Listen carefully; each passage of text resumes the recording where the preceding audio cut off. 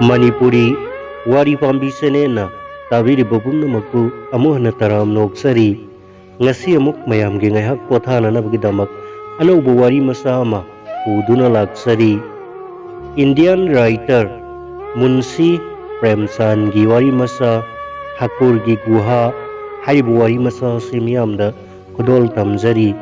Wari masa se amuk taminarasi. Wari masa se Manipuri da handokpiba Laimapokpam Vedanti taminarasi wari masa Thakur gi Guha. Jokhuna khuzaido thangatuna ising thake tawi. Ising do onthokna namthikre. Mana Gangi da hanglai. Karino kadaidagi ising no onthokna namthikre.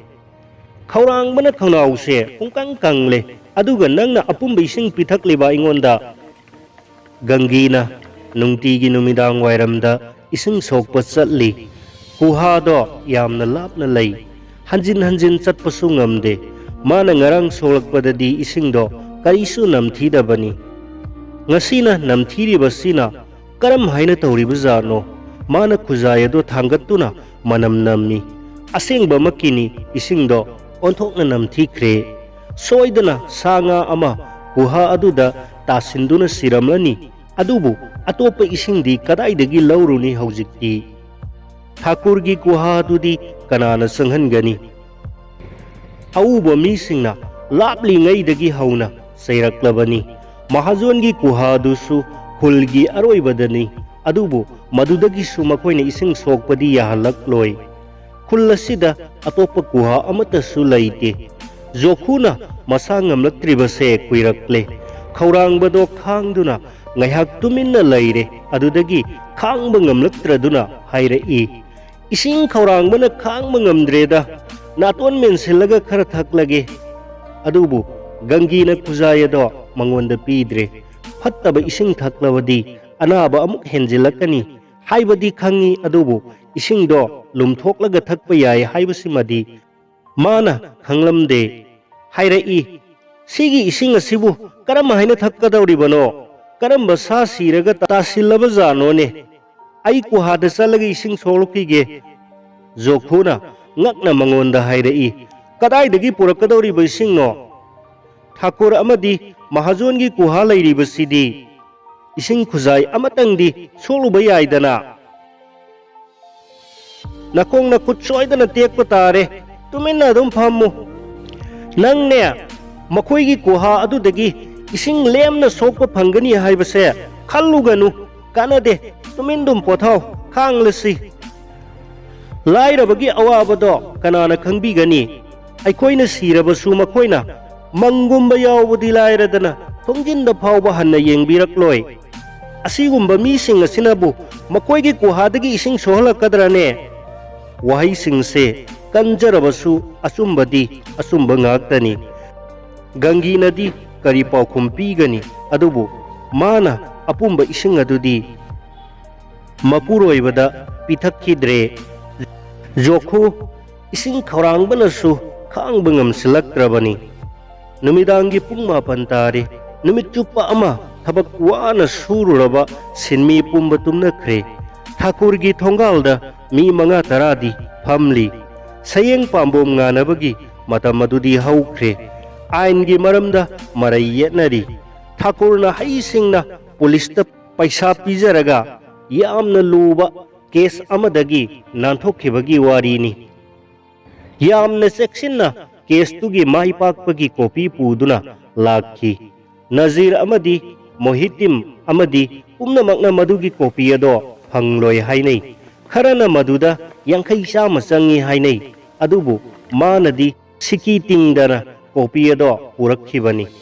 Thabak khutaugi wani. Wari asini makoina kuha mapal atuda phamladuna sanaribase. Tanja sida Gangina Thakur gi kuhadagi ising sokpa tapna lakli. Laltel gi musiba maingalado guharomda su yaurakli. Gangina guha mapal gi awang badugi marumda phamduna lona tanja ngai. Khulpumba guha sidagi ising thaklibani. Kana amatada athingba thamde. ꯁꯨꯝꯅꯇꯪꯒꯤ ꯃꯔꯥꯏꯕꯛ ꯊꯤꯕ ꯂꯥꯏꯔꯕ ꯃꯈꯣꯏ ꯈꯔꯇꯅꯤ ꯏꯁꯤꯡ ꯊꯛꯄ ꯐꯪꯗꯕ꯫ ꯒꯪꯒꯤꯒꯤ ꯃꯥꯌꯣꯛꯅꯅꯤꯡꯕꯒꯤ ꯂꯥꯡꯇꯛꯅꯔꯕ ꯄꯨꯛꯅꯤꯡ ꯑꯗꯨꯅ ꯆꯠꯅꯕꯤꯒꯤ ꯑꯊꯤꯡꯕꯁꯤꯡ ꯑꯃꯗꯤ ꯇꯧꯗꯕ ꯌꯥꯗ꯭ꯔꯕ ꯑꯅꯤꯒꯤ ꯃꯔꯛꯇ ꯂꯥꯟꯊꯦꯡꯅꯔꯤ꯫ ꯑꯩꯈꯣꯏꯅ ꯀꯔꯤꯒꯤ ꯑꯇꯣꯟꯕ ꯀꯥꯡꯂꯨꯞ ꯑꯣꯏꯔꯤꯕ ꯑꯗꯨꯒ ꯃꯈꯣꯏꯅ ꯀꯔꯝꯕ ꯑꯆꯧꯕ ꯀꯥꯡꯂꯨꯞ ꯑꯣꯏꯔꯤꯕ? ꯃꯈꯣꯏꯅ ꯃꯉꯛꯇ ꯅꯒꯨꯟ ꯖꯦꯠꯄꯒꯤꯔ? ꯃꯐꯝ ꯑꯁꯤꯗ ꯂꯩꯔꯤꯕꯁꯤꯡ ꯑꯁꯦ ꯑꯃꯅ ꯑꯃꯗꯒꯤ ꯍꯦꯟꯕ ꯋꯥꯠꯄ ꯂꯩꯇꯦ꯫ ꯍꯨꯔꯥꯟꯕꯁꯨ ꯃꯈꯣꯏꯅꯤ, ꯃꯤꯅꯝꯕꯁꯨ ꯃꯈꯣꯏꯅ ꯇꯧꯏ, ꯍꯨꯔꯥꯟꯕꯁꯨ ꯀꯦꯁꯁꯨ ꯃꯈꯣꯏꯅ ꯇꯧꯏ, ꯑꯔꯥꯟꯕ ꯀꯦꯁꯁꯨ ꯃꯈꯣꯏꯅ ꯇꯧꯏ꯫ ꯍꯟꯗꯛꯇ ꯊꯥꯀꯨꯔ ꯃꯁꯥꯃꯛꯅ ꯂꯥꯏꯔꯈ꯭ꯔꯕ ꯌꯥꯎꯁꯦꯟꯕꯗꯨꯒꯤ ꯌꯥꯎ ꯍꯨꯔꯥꯟꯕꯤꯔꯦ ꯑꯗꯨꯒ ꯍꯥꯠꯇꯣꯛꯂꯒ ꯆꯥꯊꯣꯛꯄꯤꯈ꯭ꯔꯦ꯫ ꯃꯁꯤꯒꯤ ꯄꯟꯗꯤꯠ ꯁꯥꯕ ꯑꯁꯤꯒꯤ ꯃꯌꯨꯝꯗ ꯊꯥ 12 ꯆꯨꯞꯅ ꯖ꯭ꯋꯥꯔ ꯁꯥꯟꯅꯩ ꯑꯗꯨꯒ ꯃꯁꯤꯒꯤ ꯃꯍꯥꯖꯣꯟ ꯑꯁꯤꯅ ꯘꯤꯗ ꯊꯥꯎ ꯌꯥꯟꯁꯤꯜꯂꯒ ꯌꯣꯜꯂꯤ꯫ ꯊꯕꯛ ꯁꯤꯖꯤꯟꯅꯕ ꯃꯈꯩ ꯁꯤꯖꯤꯟꯅꯔꯒ ꯈꯨꯠꯁꯨꯃꯟ ꯄꯤꯔꯝꯗꯥꯏꯗꯗꯤ ꯃꯊꯥꯗꯒꯤ ꯃꯆꯥ ꯁꯦꯟꯅꯕꯃꯛ ꯋꯥꯏ꯫ ꯀꯔꯤ ꯀꯔꯤ ꯃꯔꯝꯗꯅꯣ ꯃꯈꯣꯏꯅ ꯑꯩꯈꯣꯏꯗꯒꯤ ꯍꯦꯟꯅ ꯑꯆꯧꯕ ꯀꯥꯡꯂꯨꯞ ꯑꯣꯏꯔꯤꯕꯁꯤꯕꯣ? ꯃꯆꯤꯟ ꯈꯛꯇꯗꯅꯤ ꯃꯈꯣꯏꯅ ꯑꯆꯧꯕ ꯀꯥꯡꯂꯨꯞ ꯑꯣꯏꯔꯤꯕꯁꯦ꯫ ꯂꯩꯔꯛ ꯀꯣꯟꯁꯥꯡꯗ ꯂꯥꯎꯔꯤ, ꯑꯩꯈꯣꯏꯗꯤ ꯑꯆꯧꯕ ꯀꯥꯡꯂꯨꯞꯅꯤ, ꯑꯩꯈꯣꯏ ꯑꯆꯧꯕ ꯀꯥꯡꯂꯨꯞꯅꯤ꯫ ꯀꯔꯤꯒꯨꯝꯕ ꯃꯇꯝꯗ ꯈꯨꯡꯒꯪꯗ ꯂꯥꯛꯄꯗ ꯑꯩꯈꯣꯏꯗ ꯀꯔꯝꯕ ꯃꯤꯠꯌꯦꯡꯅ ꯌꯦꯡꯏ? ꯑꯩꯈꯣꯏ ꯐꯣꯡꯗꯣꯛꯄ ꯉꯝꯗꯅ ꯆꯩꯅꯥꯅ ꯉꯥꯎꯏ, ꯑꯗꯨꯕꯨ ꯃꯈꯣꯏꯗꯤ ꯑꯆꯧꯕ ꯀꯥꯡꯂꯨꯞꯅꯤ ꯍꯥꯏꯗꯨꯅ ꯅꯥꯄꯜ ꯇꯧꯔꯤ, ꯑꯩꯈꯣꯏꯕꯨ ꯊꯤꯅ ꯊꯤꯅ ꯇꯧꯔꯤ꯫ ꯑꯩꯈꯣꯏꯒ ꯁꯣꯛꯅ ꯁꯝꯅꯅꯤꯡꯗꯕꯁꯨ ꯁꯥꯔꯤ꯫ ꯑꯩꯈꯣꯏ ꯈꯔꯕꯨꯅ ꯈꯨꯜꯒꯤ ꯀꯨꯍꯥ ꯑꯁꯤꯗꯁꯨ ꯏꯁꯤꯡ ꯁꯣꯛꯍꯟꯗꯦ꯫ ꯀꯨꯍꯥꯔꯣꯝꯗ ꯃꯤ ꯂꯥꯛꯄꯒꯤ ꯃꯈꯣꯜ ꯇꯥꯔꯛꯏ꯫ ꯒꯪꯒꯤꯒꯤ ꯊꯕꯥꯛꯀꯤ ꯃꯤꯍꯨꯜꯗꯣ ꯗꯪ ꯗꯪ ꯆꯣꯡꯂꯤ꯫ ꯃꯥꯕꯨ ꯎꯕꯗ ꯁꯣꯏꯗꯅ ꯉꯛꯀꯅꯤ, ꯐꯨꯕ ꯆꯩꯕ ꯊꯣꯛꯄ ꯌꯥꯏ꯫ ꯃꯥꯅ ꯆꯐꯨ ꯑꯃꯗꯤ ꯊꯧꯔꯤ ꯑꯗꯣ ꯄꯥꯏꯔꯒ ꯂꯨꯛꯊꯗꯨꯅ ꯆꯠꯂꯒ ꯎꯖꯥꯎ ꯑꯃꯒꯤ ꯃꯔꯨꯝꯗ ꯂꯣꯟꯅ ꯂꯦꯞꯇꯨꯅ ꯂꯩꯈ꯭ꯔꯦ꯫ ꯃꯈꯣꯏꯁꯤꯡ ꯑꯁꯦ ꯃꯤꯅꯨꯡꯁꯤ ꯈꯪꯕ ꯀꯥꯡꯂꯨꯞ ꯅꯠꯇꯦ꯫ ꯅꯣꯡꯃꯁꯨ ꯍꯪꯒꯨ ꯑꯗꯣ ꯀꯌꯥꯗꯤ ꯊꯤꯅ ꯐꯨꯕꯤꯈ꯭ꯔꯦ꯫ ꯊꯥ ꯀꯌꯥ ꯏ ꯑꯣꯗꯨꯅ ꯂꯩꯈꯤ꯫ ꯃꯥꯒꯤ ꯈꯨꯠꯁꯨꯃꯜꯁꯨ ꯄꯤꯕꯤꯗꯦ꯫ ꯃꯗꯨꯃꯛꯇꯗ ꯃꯈꯣꯏ ꯑꯁꯤꯅ ꯑꯆꯧꯕꯁꯨ ꯁꯥꯔꯤ꯫ ꯀꯨꯍꯥꯗ ꯏꯁꯤꯡ ꯁꯣꯛꯄ ꯂꯥꯛꯂꯤꯕꯤ ꯅꯨꯄꯤ ꯑꯅꯤ ꯑꯗꯣ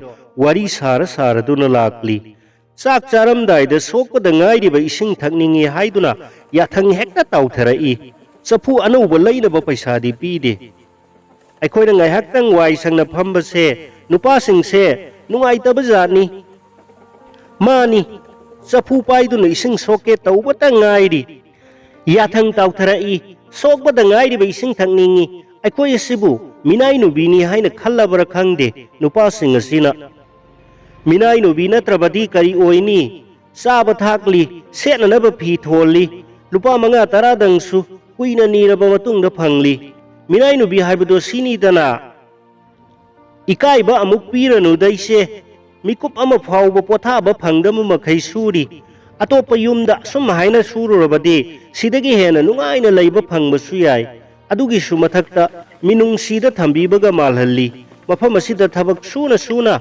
ꯁꯤꯖꯔꯣ ꯍꯥꯏꯕꯒ ꯆꯞ ꯃꯥꯟꯅꯩ, ꯑꯗꯨꯒ ꯐꯖꯅꯁꯨ ꯍꯥꯏꯕꯤꯗꯦ꯫ ꯃꯈꯣꯏ ꯑꯅꯤ ꯑꯗꯣ ꯏꯁꯤꯡ ꯁꯣꯛꯂꯒ ꯆꯠꯈ꯭ꯔꯦ꯫ ꯒꯪꯒꯤꯗꯣ ꯎꯒꯤ ꯃꯔꯨꯝꯗꯒꯤ ꯊꯣꯔꯛꯂꯦ, ꯒꯨꯍꯥ ꯃꯄꯥꯜ ꯌꯧꯔꯛꯂꯦ꯫ ꯊꯣꯡꯒꯥꯟꯗ ꯂꯩꯔꯝꯕ ꯊꯧ ꯂꯩꯇꯕ ꯃꯤꯑꯣꯏꯁꯤꯡ ꯑꯗꯨꯁꯨ ꯍꯟꯅꯈ꯭ꯔꯦ꯫ ꯊꯥꯀꯨꯔꯁꯨ ꯊꯣꯡꯖꯥꯎ ꯂꯣꯟꯁꯤꯜꯂꯒ ꯃꯅꯨꯡꯗ ꯃꯥꯡꯒꯣꯜꯗ ꯇꯨꯝꯅꯅꯕ ꯆꯪꯈ꯭ꯔꯦ꯫ ꯒꯪꯒꯤ ꯑꯗꯣ ꯑꯁꯥꯡꯕ ꯅꯨꯡꯁꯥꯁꯣꯔ ꯑꯃ ꯍꯣꯟꯗꯣꯛꯂꯦ꯫ ꯑꯄꯟꯕ ꯑꯌꯦꯠꯄ ꯑꯃꯠꯇ ꯂꯩꯇ꯭ꯔꯦ꯫ ꯊꯥꯏꯅ ꯃꯃꯥꯡꯉꯩꯗ ꯅꯤꯡꯊꯧ ꯃꯆꯥꯅ ꯑꯃꯤꯇ꯭ꯔ ꯍꯨꯔꯥꯟꯕ ꯆꯠꯄꯗꯣ ꯁꯤꯃꯨꯛ ꯆꯦꯛꯁꯤꯟꯅ ꯆꯠꯂꯝꯗꯧ ꯃꯥꯟꯗꯦ꯫ ꯒꯪꯒꯤ ꯑꯗꯣ ꯃꯈꯣꯡ ꯇꯞꯅ ꯇꯞꯅ ꯊꯥꯡꯗꯨꯅ ꯒꯨꯍꯥꯒꯤ ꯃꯄꯥꯜ ꯑꯗꯨꯗ ꯀꯥꯈꯠꯂꯛꯂꯦ꯫ ꯃꯥꯏ ꯄꯥꯛꯄꯒꯤ ꯁꯤꯃꯨꯛ ꯅꯨꯡꯉꯥꯏꯕꯗꯤ ꯃꯃꯥꯡꯗ ꯑꯃꯨꯛꯇ ꯐꯥꯎꯈꯤꯗ꯭ꯔꯤ꯫ ꯃꯥꯅ ꯊꯧꯔꯤ ꯑꯗꯣ ꯆꯐꯨꯒꯤ ꯃꯉꯛꯇ ꯌꯦꯠꯁꯤꯜꯂꯦ꯫ ꯂꯥꯟꯃꯤꯅ ꯌꯦꯛꯅꯕꯒꯤ ꯂꯥꯟꯕꯟꯗ ꯀꯥꯕꯒꯨꯝ ꯅꯥꯛ ꯌꯦꯠꯇ ꯌꯥꯝꯅ ꯆꯦꯛꯁꯤꯟꯅ ꯌꯦꯡꯂꯤ꯫ ꯇꯟꯖꯥ ꯑꯁꯤꯗ ꯃꯥꯕꯨ ꯀꯔꯤꯒꯨꯝꯕ ꯐꯥꯈ꯭ꯔꯕꯗꯤ ꯁꯝꯅꯥ ꯃꯐꯩ ꯑꯃ ꯐꯥꯎꯕ ꯉꯥꯛꯄꯤꯔꯣꯏ꯫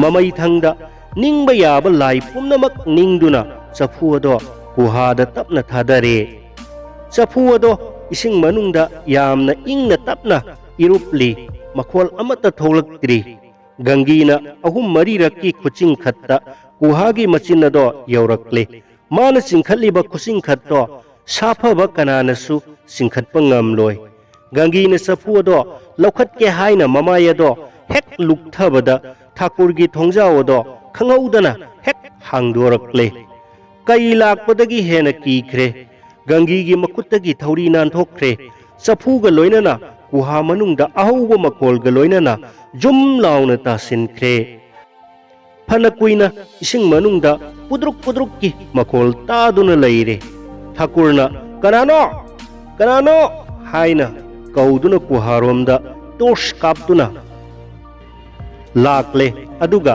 गंगीना गुहा की मपालदगी खंगचोंग चोंगथरक्तुना थूना यांगना कन्ना चेलक्ली माना मयुम यौरक्पदा जोखुना अपुंबा इसिंगी खुजायदो थांगत्तुना थक्तुना लेरमले।